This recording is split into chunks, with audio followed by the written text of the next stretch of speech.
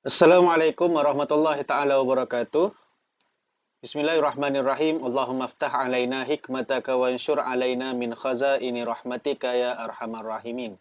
Okey, dalam video kali ini kita akan teruskan ulang kaji untuk KAFA tahun 3 dan ulang kaji UPKK disebabkan oleh UPKK ni dia termasuk dalam subjek uh, pada KAFA tahun 3, KAFA tahun 4 dan KAFA tahun 5. So, video kali ini adalah berkaitan dengan subjek sirah tahun 3 yang mana kita akan kongsikan ataupun kita akan ulang kaji berkaitan dengan tajuk peranan Sayyidatina Khadijah dalam kehidupan Nabi Muhammad sallallahu alaihi wasallam. Okey, peranan Sayyidatina Khadijah dalam kehidupan Nabi Muhammad sallallahu alaihi wasallam. Sayyidatina Khadijah ni merupakan isteri pertama Rasulullah sallallahu alaihi wasallam yang mana sepanjang tempoh perkahwinan baginda dengan Sayyidatina Khadijah Rasulullah tidak berkahwin dengan orang lain. Maksudnya Rasulullah Sayyidatina Khadijah menjadi isteri baginda sehinggalah Sayyidatina Khadijah ni wafat. Kemudian barulah Rasulullah berkahwin dengan isteri-isteri baginda yang lain. Okey. So, kita tengok apakah peranan Sayyidatina Khadijah. Ni termasuklah peranan sebagai sahabat, peranan sebagai isteri, peranan sebagai pembantu dan sebagainya. Kita akan tengok lepas ni. Okey, yang pertama kita tengok kepada peranan sebagai isteri. Okey, apa peranan Sayyidatina Khadijah sebagai isteri Rasulullah sallallahu alaihi wasallam? Okey, yang pertamanya adalah Sayyidatina Khadijah ni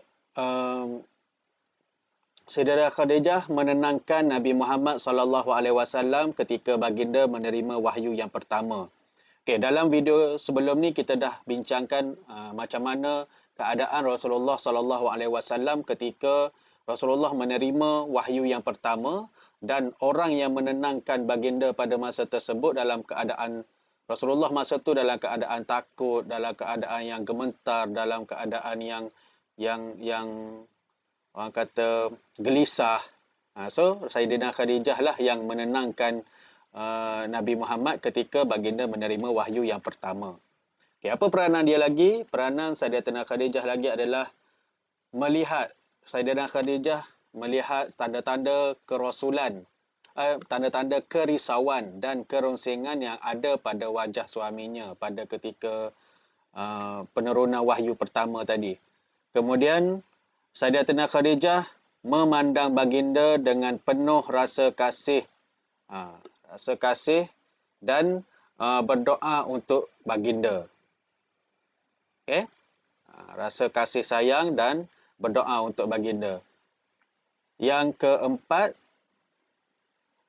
Sayyidina Khadijah juga menghiburkan hati baginda dengan menyebut sifat-sifat baik yang dimiliki oleh baginda Rasulullah sallallahu alaihi wasallam. Yang kelima, peranan sebagai isteri adalah Sayyidina Khadijah merupakan wanita pertama yang beriman kepada Allah dan Rasulullah. Okey? Wanita pertama sebab bila turunnya wahyu yang pertama, maka orang yang pertama yang tahu tentang penurunan wahyu tersebut yang Rasulullah ceritakan adalah Sayyidatina Khadijah. Maka Sayyidatina Khadijah lah orang yang pertama ataupun wanita yang pertama yang beriman kepada Allah dan Rasulullah.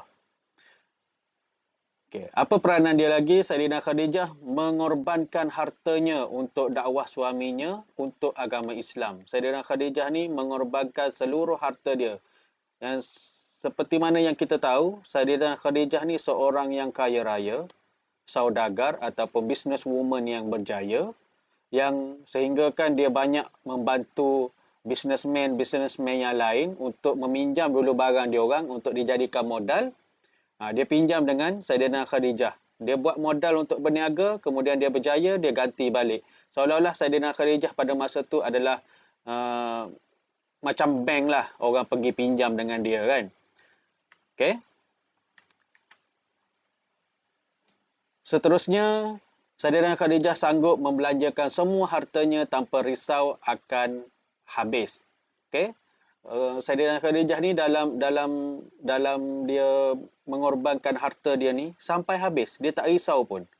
Okey, sehinggalah pada kalau kita tengok pada akhir hayat Sayyidatina Khadijah ni, dia tawarkan kepada Nabi, dia kata, wahai Rasulullah, sekiranya aku mati nanti dan kamu tak cukup modal untuk kembangkan lagi agama Islam, maka galilah semula kuburku dan ambillah tulang belulangku, maka kau jual.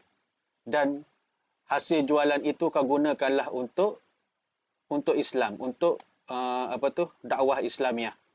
Okey, sampai tahap tu dia suruh gali kubur dia, ambil tulang dia, jual. Tapi tak berlakulah macam tu. Itu orang kata macam kesanggupan seorang isteri ni untuk menggadaikan ataupun membelanjakan semua yang dia ada demi kepentingan suami dia dan agama Islam. Maksudnya bukan kepentingan peribadi Nabi, tapi Nabi pun berjuang untuk Islam. Kalau tak cukup modal lagi, ambillah tulang belulang aku, kau jual. Sayyidina Khadijah kata kan. Itu pengorbanan dia, peranan dia sebagai seorang isteri. Dan yang terakhir, yang kita boleh bagi tahu tentang peranan sebagai isteri adalah Sayyidatina Khadijah adalah isteri yang sangat baik, yang sangat setia, jujur dan tabah melayari rumah tangga bersama Rasulullah sallallahu alaihi wasallam. Okey, itu antara peranan Sayyidatina Khadijah sebagai isteri Rasulullah sallallahu alaihi wasallam. Okey, baik, seterusnya peranan sebagai sahabat. Okey, peranan sebagai sahabat. Okey, bila seorang isteri ataupun seorang suami itu dia adalah sahabat. Kalau seorang isteri, dia juga adalah sahabat kepada suami dia. Kalau sebagai suami, dia juga adalah sahabat kepada isteri dia. Dan apa peranan Sayyidatina Khadijah sebagai sahabat kepada Rasulullah? Okey, yang kita boleh katakan kat sini adalah ketika baginda didatangi oleh malaikat Jibril dan dikurniakan wahyu pertama, Sayyidatina Khadijah telah membawa Rasulullah untuk bertemu Waraqah, iaitu seorang pendeta Nasrani. Okey, tugas dia lebih kepada seorang sahabat, nak menyelesaikan. Bila Rasulullah dalam keadaan risau, tak tahu apa yang terjadi, bila Rasulullah balik cerita kepada Sayyidatina Khadijah, Sayyidatina Khadijah pun tak boleh nak bagi keputusan. Lalu dia membawa Rasulullah kepada berjumpa dengan Waraqah bin Naufal. Dan yang mana Waraqah bin Naufal itu adalah seorang yang beramal dengan kitab-kitab yang terdahulu. Dan dengan Waraqah ni lah Rasulullah dapat mengetahui bahawasanya Rasulullah telah pun dilantik menjadi Rasul. Daripada seorang Nabi dilantik menjadi seorang Rasul. Okay, Sayyidatina Khadijah akan menghantar wakil untuk melihat keadaan Rasulullah SAW di Gua Hira sekiranya baginda tidak pulang ke rumah dalam tempoh yang lama. Okay, ini sebagai peranan sebagai seorang sahabat. Bila Rasulullah berada di Gua Hira dalam masa yang terlalu lama, okay, mungkin apa yang dibekalkan oleh Sayyidatina Khadijah sebelum ni, dia kata kalau dah banyak hari macam ni, mungkin bekalan yang aku bekalkan kepada Rasulullah sudah pun habis. Apa dia buat? Dia hantar wakil untuk pergi melawat Rasulullah SAW dan membawa bekalan makanan. Okay, itu peranan Sayyidatina Khadijah sebagai sahabat. Okay, seterusnya peranan sebagai kekasih. Okay, peranan Sayyidatina Khadijah sebagai kekasih kepada Rasulullah SAW. Okay, kalau dah jadi isteri itu memanglah kasih, kalau dah jadi suami itu memanglah kita kasihlah, sayang kepada suami ataupun isteri. Dan peranan Sayyidatina Khadijah sebagai kekasih ialah yang pertama, Sayyidatina Khadijah tidak pernah berasa jemu walau ditinggalkan oleh Rasulullah SAW. Dalam proses dakwah Rasulullah SAW ni, Sayyidatina Khadijah banyak kali ditinggalkan oleh Nabi demi kepentingan Islam, dan Sayyidatina Khadijah tidak pernah rasa jemu, tidak pernah rasa dipinggirkan. Dia faham tentang tugas yang Allah berikan kepada suami dia. Okay, yang kedua, Sayyidatina Khadijah sentiasa bersama-sama Nabi Muhammad sallallahu alaihi wasallam ketika baginda senang ataupun susah. Okey. Kalau macam kita kalau bercinta pun susah senang sanggup hadapi bersama, contohnya macam itulah. So Sayyidatina Khadijah pun dia bersama-sama dengan Nabi, dia tak pernah tinggalkan Nabi dalam keadaan baginda masa susah, dan dia akan terus bersama-sama dengan Nabi ketika susah ataupun senang.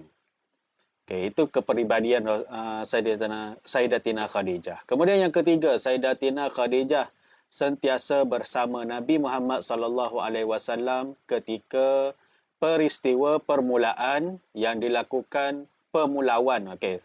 Ketika peristiwa pemulawan yang dilakukan oleh kafir musyrikin terhadap Bani Hashim dan Bani Abdul Muttalib selama 3 tahun.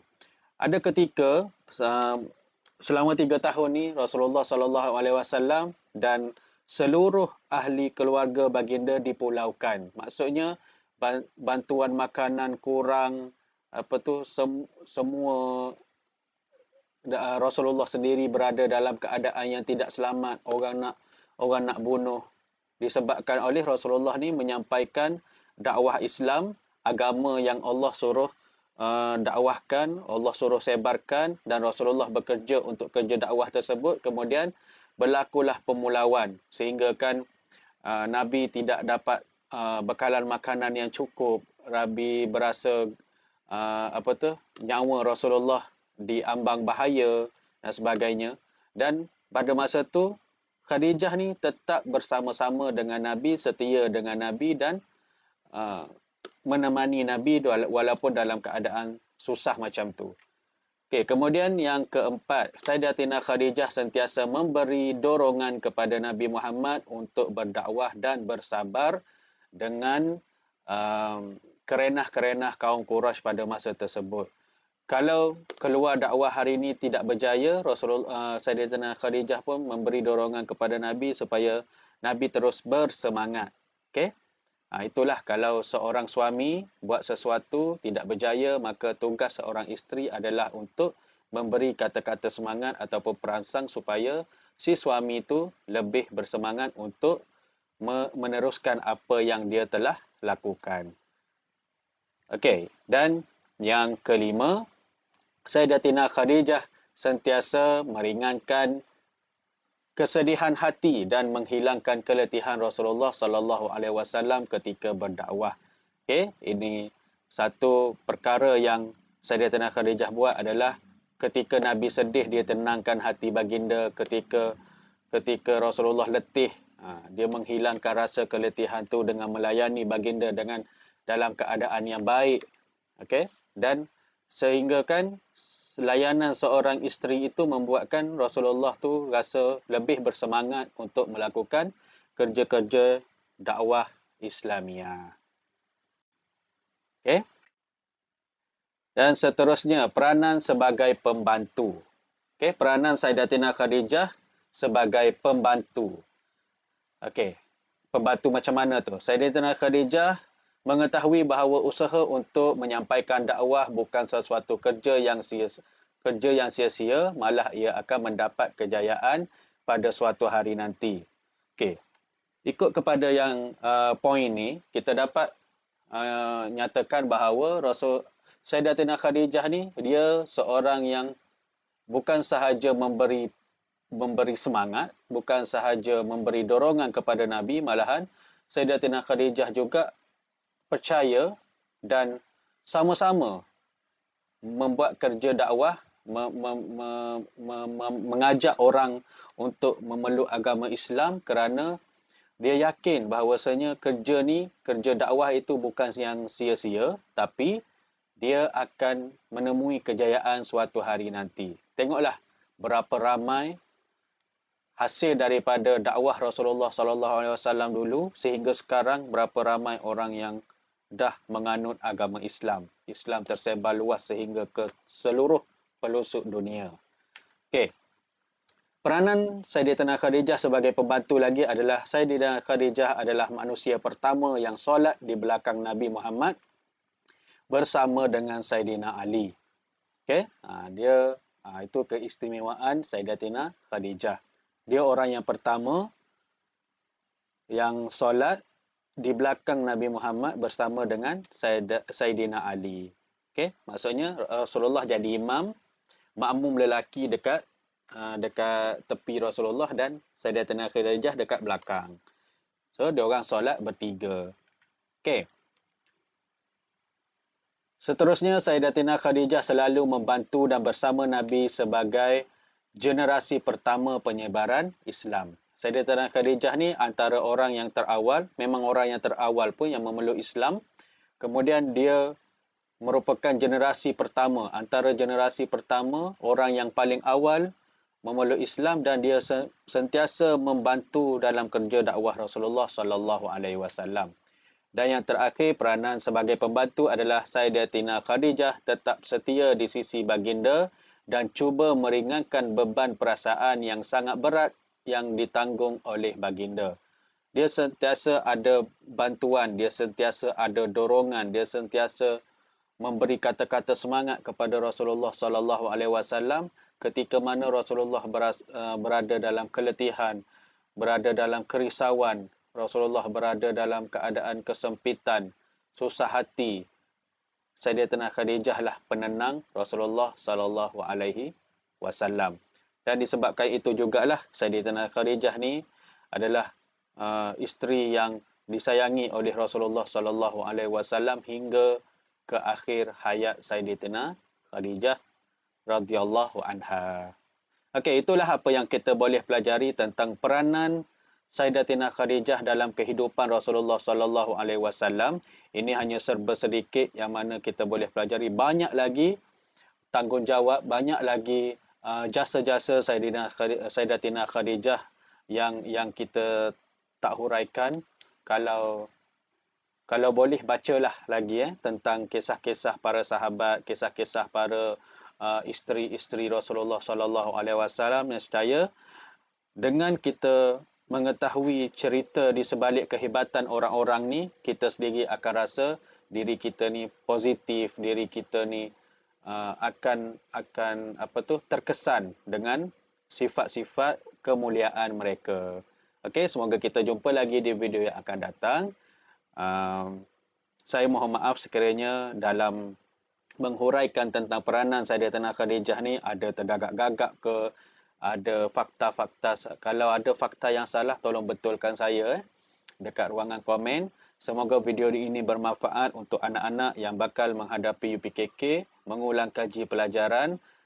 Kalau yang dah belajar, kita boleh ingatkan lagi. Kalau yang belum belajar, inilah masanya. Dengan video inilah awak boleh belajar sedikit berkenaan dengan isteri Rasulullah sallallahu alaihi wasallam yang pertama, Sayyidatina Khadijah. Assalamualaikum warahmatullahi taala wabarakatuh.